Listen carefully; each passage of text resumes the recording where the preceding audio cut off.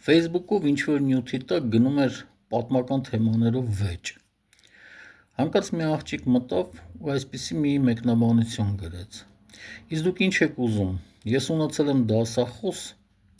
և նույնիսկ գրեց դասախոսի անուն ազգանունը, որն ասում էր, որ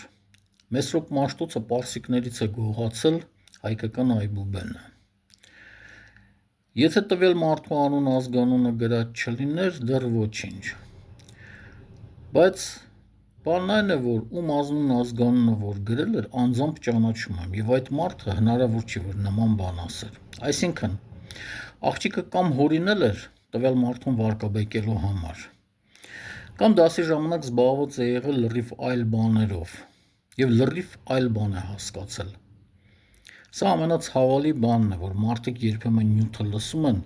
և չեն հասկանում, թե խոսքը ինչի մասին է։